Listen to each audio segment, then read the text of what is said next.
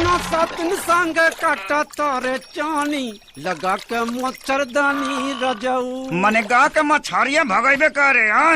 मत गा, चुप, ठीक से धार। हाँ ओके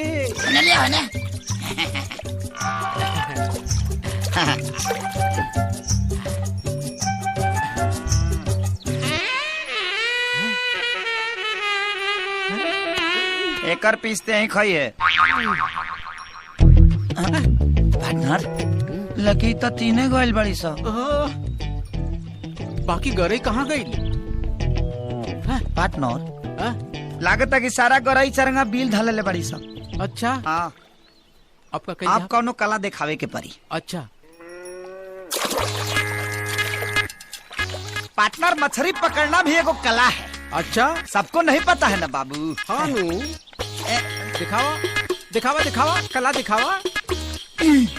पार्टनर हाँ यस ये देखा बाबू अडी रंडी आदमी नहीं है हम।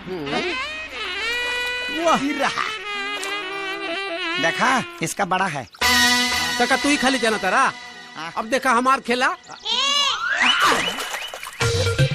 पार्टनर अब हमारा खेला देखो। पकड़ो पकड़ो पकड़ी पकड़ो। ये अंदर हाथ डालना। हाथ डाल के निकाल रहे हैं। पार्टनर लागत पड़ के करे धरल बिया। निकाल निकाली हट देखा। पार्टनर फेंक बाबू फेंक। नाप ला बिग दा के कर करे बड़का बा देख ला। बिग दा बाबू तो ढेर पीस वाला बा। काहे फेंकी?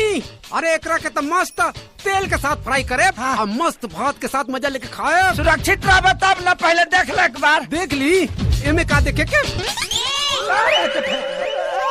फेंको फेंको।